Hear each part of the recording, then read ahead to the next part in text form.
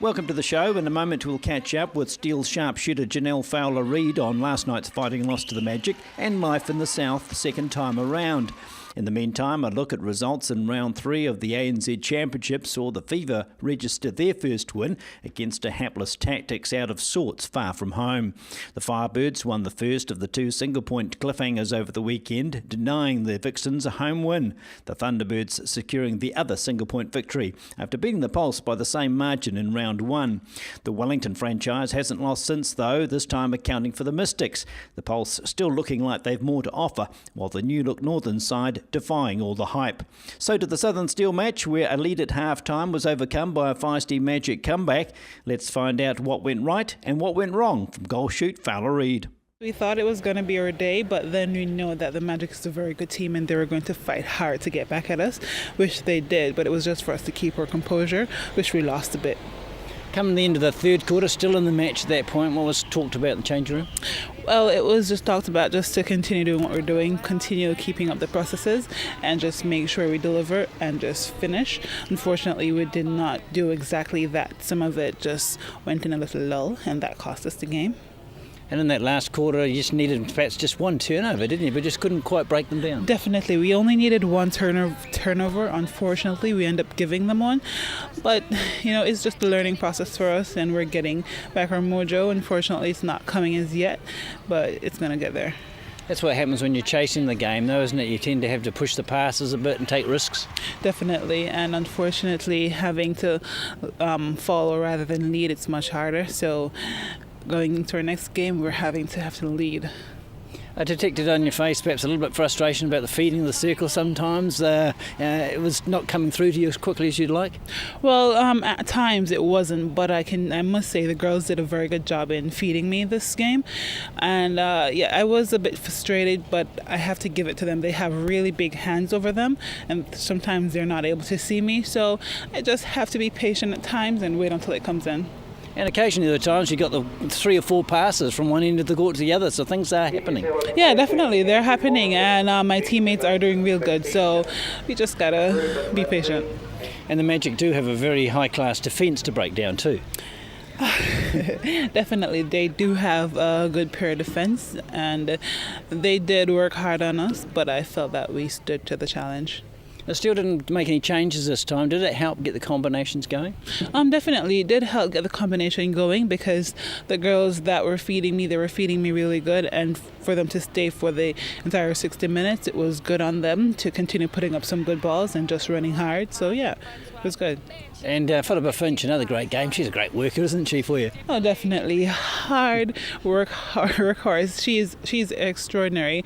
And, once the combination between me and Philippa and the passes into the circle, it gets spot on, we're going to be unstoppable with her passing into me. But, yeah, she's a very good player. And at the defensive end, you made it hard for them to score. Some good tips there to just to stop their feed to the circle.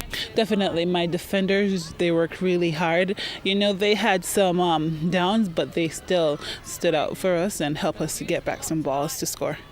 Important now to get a win. Though 3 games, no points on the board. It's going to be tough if you can't start winning the games now. Definitely, we need to start getting some points underneath our belts because it's going to be really hard if we continue on this streak. But I know that we're going to come out victorious in the coming games because we have it in us. Are you finding any difference in your second year that people are marking you harder? They've seen what you can do. It's a different game this time around. Not really. No, it's not. It's not much different for me from last year. Obviously, they have studied strategies and how to get underneath my skin, but I think the best way they have found out how to stop us is to stop the feeders from feeding into me. Because I must say myself, it's kind of challenging to defend me because I'm going to do what I'm supposed to do and take the balls in strongly. Was it just me, or was that game very physical last night? It seemed to be a lot of people lying on the court. Oh yeah, it was definitely physical. I tumbled a bit myself, but that's what we're going to come up against in the coming games. So we just have to be strong and withstand whatever any team pushes at us. And try and get the penalty count down, perhaps, because that started to mount up, didn't it? Oh, yeah, it did. So that's one of the things we have to make sure is not on our side. A lot of penalties, so we have to keep that down. What about the spirit among the team? You're getting so close to a win. Is it still high? Definitely, it was extremely high. The girls, after we came off the court, we did not have our heads held down because we know that we did fight and we did do our processes. It just didn't come fully, but then the spirit between us all was still good, and we just high-fived each other and just make sure, hey, we just got to do this the next time. And just a little bit on the personal front, we heard a bit about your heart condition, which worried a lot of fans. Is it something we do need to be worried about? No, it's nothing to be worried about because this has never affected me playing netball since I've been having this condition for 21 years now. So, well, maybe 20. So I'm pretty okay. I will get sick, but not from my heart. I may catch the flu, which everybody does. But my heart condition, as I did a check on it recently, it's been good. So I'm fine where it concerns my heart. Okay, let's talk about your family circumstances, because you brought your family this time. How have they settled into the deep south? Oh, my husband and my daughter, they have settled in real good. Yeah, sometimes the cold gets to them, but they Not today though, beautiful day today. Yeah, beautiful day.